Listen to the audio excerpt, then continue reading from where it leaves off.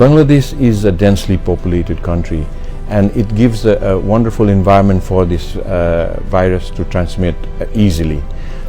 This is the reason why we are very pleased that the government has brought in this social distancing directive. This directive helps the government and the health to reduce the load in the health system, to give it time to strengthen the system to be able to respond to this outbreak.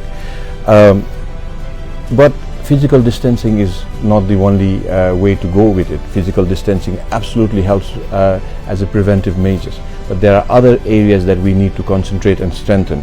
The area of early detection, the area of isolation, the area of testing, and the area of treatment. These are the areas that we really need to strengthen to be able to fight this virus and to be able to win this war. But in this regard, there are other challenges as well. Because this is a global pandemic, there is a massive shortage of equipment and supplies globally, and for that reason we need to be get ourselves prepared for all these things as well. In this regards, all UN agencies and developing partners have been, right from the beginning, right from the start of this outbreak, we have been supporting the government in trying to help ensure that the supplies and the requirements are coming in, and we will continue to do so until we win this war.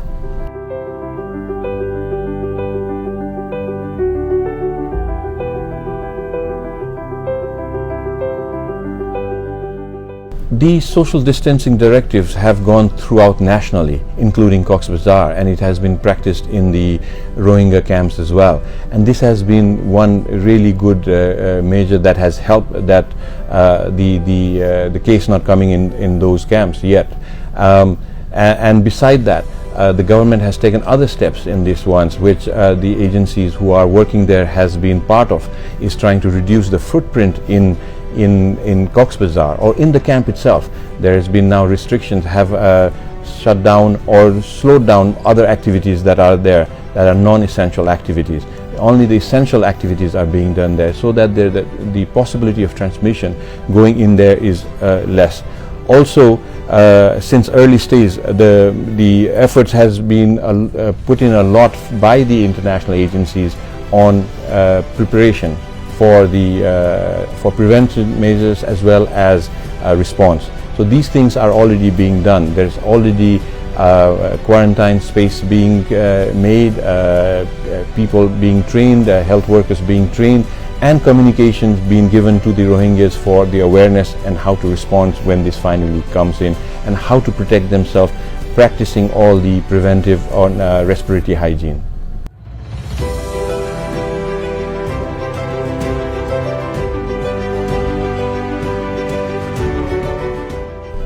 For countries that have been practicing this social distancing, it has been very helpful. But it is not only Bangladesh, many other countries are requesting for the same things, and they are looking towards that. And it is something that every country has to look towards.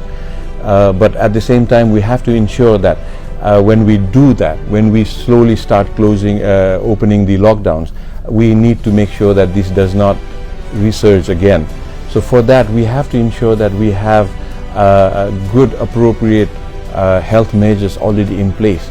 The ability to detect, the ability to isolate, the ability to test, and the ability to treat are in place, so that when anything comes in, this can be fully responded to.